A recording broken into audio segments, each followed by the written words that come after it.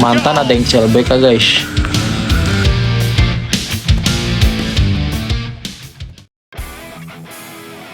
Kompetisi Super League 2025-2026 sedang memasuki masa jeda paruh musim. Sejumlah catatan menarik putaran pertama berhasil ditorehkan Persib. Salah satunya adalah Persib jadi tim yang paling sedikit kebobolan di putaran pertama. Dari 17 pertandingan yang dimainkan, Persib kebobolan 11 kali. Lebih menarik lagi adalah Pangeran Biru hanya kebobolan 1 gol dari 8 pertandingan yang digelar di kandang. 1 gol yang masuk ke gawang Teja Paku Alam terjadi saat menjamu Borneo FC. Dengan statistik mentereng ini, Persib mengungguli Persija Jakarta dan Persita Tangerang, 2 tim lain yang minim kebobolan. Keduanya tercatat sama-sama sudah kebobolan 14 gol. Di posisi berikutnya ada Borneo FC dan Persebaya Surabaya dengan 16 kali kebobolan. Statistik ini menunjukkan bahwa Persib memiliki lini pertahanan yang solid. Menurut pelatih Persib, Boyan Hodak, sangat penting punya tim yang memiliki pertahanan baik. Jika melihat hasil dan klasemen, tentu yang paling penting adalah pertahanan berjalan dengan baik. Jadi, sejauh ini pertahanan kami yang terbaik di Liga. Tentu saja, ini adalah kunci keberhasilan, kata Hodak. Persib yang mencetak 27 gol kalah produktif dari Malut United, Persija, dan Borneo FC. Karena sama pentingnya dengan lini pertahanan, Boyan menekankan bahwa lini serang tentu saja akan menjadi bahan evaluasi. Karena serangan bisa memenangkan pertandingan, tapi pertahanan juga bisa memenangkan gelar juara, tutur Boyan. Sementara itu, bahaya buat Persib Bandung, Ratchaburi FC makin kuat. Ini pemain yang didatangkan. Persib Bandung bakal menghadapi Ratchaburi FC pada babak 16 besar AFC Champions League 2. Pertandingan melawan Ratchaburi FC ini akan dilakoni Persib sebanyak 2 leg. Leg pertama berlangsung di kandang tim lawan pada 11 Februari 2026. Kemudian pertandingan leg kedua akan berlangsung pada 18 Februari 2026. Secara market value, Maung Bandung memang saat ini unggul lumayan dari calon lawannya tersebut di babak gugur nanti. Akan tetapi, tim asal Thailand itu tampaknya tidak tinggal diam dan kini terpantau banyak mendatangkan pemain baru. Tentu hal yang dilakukan oleh manajemen Ratchaburi ini di sisi lain menjadi sinyal berbahaya bagi Maung Bandung. Boyan Hodak sebagai pelatih kepala tentu harus mewaspadai gebrakan yang kemungkinan besar dilakukan tim asal negeri Gajah Putih tersebut. Ada beberapa pemain yang telah didatangkan Ratchaburi FC. Pertama adalah Jaronsak Wonggon. Selain Jaronsak, kemudian mereka kembali mendatangkan pemain baru lainnya, yaitu asing, yaitu Daniel Ting. Lalu pemain berikutnya yang berhasil didatangkan adalah Gleison Oliveira, pemain asal Brazil berposisi sebagai penyerang. Gleison jebolan Liga 2 Jepang. Di kompetisi domestik, Ratchaburi menunjukkan performa konsisten. Mereka kini menempati posisi kedua klasemen Liga Thailand dengan koleksi 32 poin. Meski masih tertinggal 12 angka dari Buriram United yang memimpin klasemen. Sementara itu, manajer Persib Bandung, Wak Umuh, penambahan pemain baru akan dilakukan jika ada pemain yang hengkang. Iya, bursa transfer pemain Super League pada Januari ini dijadikan kesempatan bagi tim-tim kontestan untuk memperkuat skuad mereka. Salah satu yang bikin penasaran tentu saja akankah juara bertahan Persib Bandung menambah amunisi pemain asing baru? Apalagi target mereka adalah mencetak sejarah hat-trick juara Super League. Terkait hal itu, manajer Persib Bandung Umuh Mukhtar memastikan manajemen akan bersikap realistis. Penambahan pemain baru hanya akan dilakukan jika ada pemain yang hengkang. Kalau nanti ada pemain asing Persib Bandung yang keluar, pasti ada penambahan. Tapi kalau tidak ada yang keluar, saya yakin tidak akan ada penambahan di Super League ini, ucap Umuh Mukhtar. Termasuk kabar hengkangnya Barba. Disebutkan bahwa Barba berpotensi kembali ke Eropa karena urusan keluarga, sehingga situasinya kini menjadi bahan pembicaraan hangat di kalangan pendukung.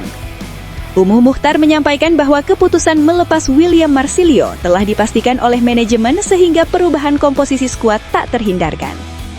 Ini pemain pun juga ada yang hengkang, tapi mudah-mudahan ya Barba pun juga tidak jadi hengkang, harus kita pertahankan. Nah ini sudah sangat pas lah, ujar Umuh. Umuh menambahkan bahwa saat ini skuad Persib dianggap telah memiliki materi yang mumpuni. Menurutnya, para pemain yang ada sudah menunjukkan kualitas yang baik sehingga tidak ada kebutuhan mendesak untuk berburu banyak tambahan. Tapi ya kalau terpaksa ya nanti kita berembuk untuk membicarakan akan ada penambahan atau tidak, gitu. Sampai saat ini belum ada, tapi pasti ada menurut saya, gitu ya. Ya pasti ada pengganti untuk pemain yang telah hengkang. Ketika diminta penjelasan mengenai sosok pemain baru yang mungkin bergabung, baik dari dalam negeri maupun dari luar, Umuh memilih untuk belum membuka detail lebih jauh. Ia menegaskan bahwa semuanya akan diketahui pada waktu yang tepat. Tunggu aja dulu, kalau udah rekrut dan pelatih bilang A dan B, nah ini juga mungkin ada yang mau dikeluarin misalnya dipinjamin. Tapi saya belum bicara. Mudah-mudahan nanti setelah 4 hari ini kita akan kumpul dan saya akan makan bersama dengan anak-anak. Saat ini Persib Bandung berada pada fase penting dalam menata skuad menghadapi putaran berikutnya. Sebelumnya, rumor kedatangan Marten Paes, kiper timnas Indonesia ke Persib ternyata hanya rumor. Ia kini sudah mulai berlatih bersama FC Dallas menjelang musim baru. Sedangkan Joy Pelupespi, yang sebelumnya dikaitkan dengan Maung Bandung juga sudah bergabung dengan Lomel SK, sehingga kemungkinan gabung ke Persib pada bursa paruh musim bisa saja batal terrealisasi.